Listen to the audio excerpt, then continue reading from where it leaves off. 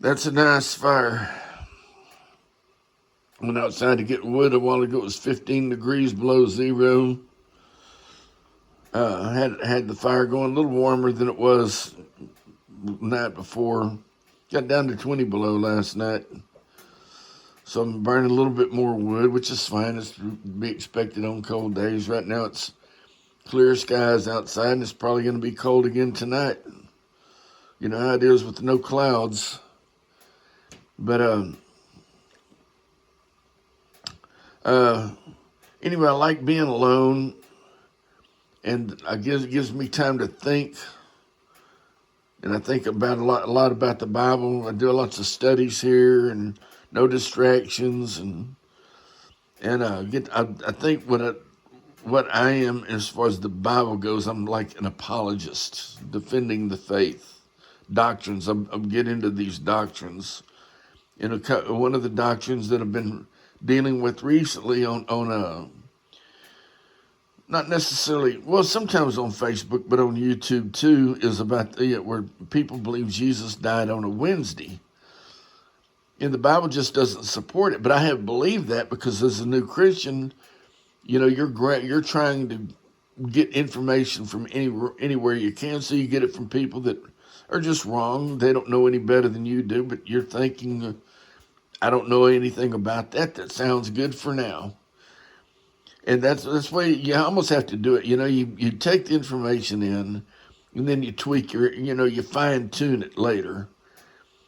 And that's kind of how I do it. But come to find out, I believed it because I have the book, the Companion Bible by E.W. Bullinger, and he taught it.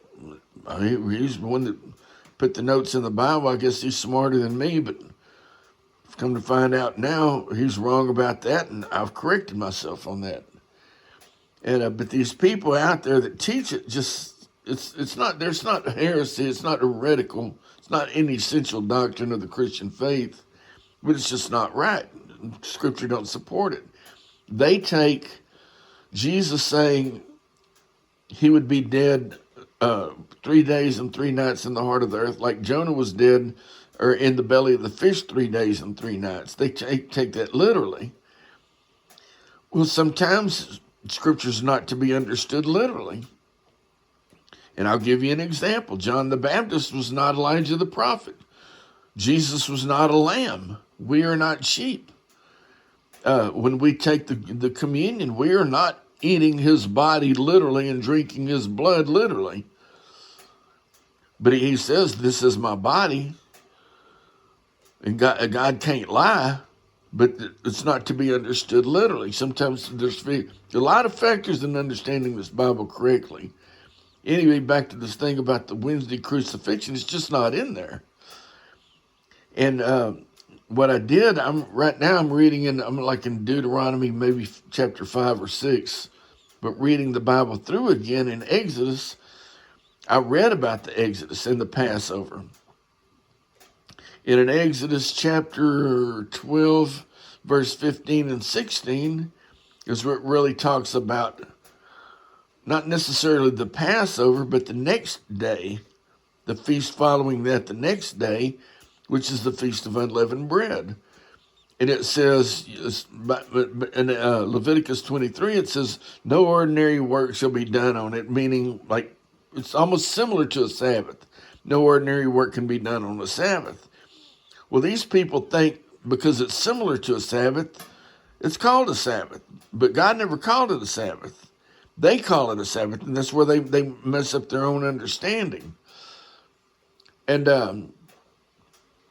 but anyway, Exodus 12 says you can't do any ordinary work except that much which you're going to eat. You can prepare what you're going to eat on it. So it's not a Sabbath, because on a Sabbath, you've got, before Sabbath, Friday is preparation day. The Bible, you can see that in the New Testament especially. So you got preparation day, the day before the Sabbath, then you've got the Sabbath, then you've got the first day of the week. Saturday being the seventh day of the week, Sunday being the first day of the week.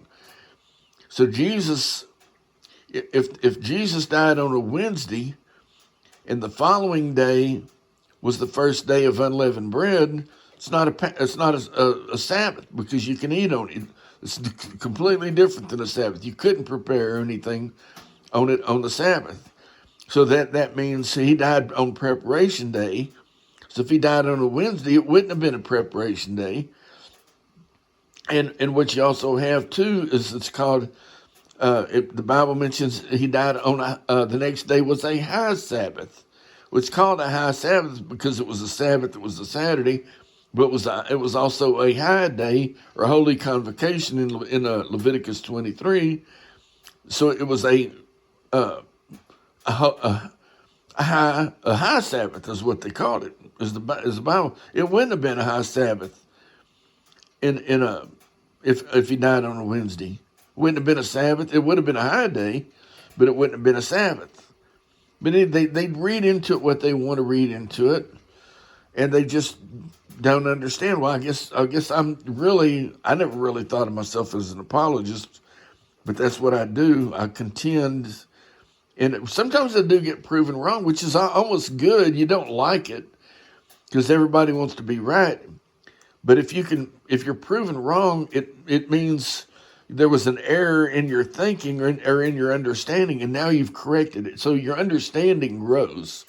That's the point. A lot of people won't let go of that stuff, what they believe, because it's almost like an idol for them. It's almost like they're saying, I believe this my whole life, and I don't care how wrong you prove me, even backing up with Scripture, I'm not going to change my view because it's like an idol. Where our understanding grows. You're basically saying, I have a perfect understanding of the Bible the first time I read it. Nobody does that. I mean, the more you study this book, the more you realize it gets bigger. God gets more. He keeps getting bigger, and we keep getting smaller is what it is. He's infinite. We're finite. And it's hard to compare until you really just see how big this God is and how small we really are. But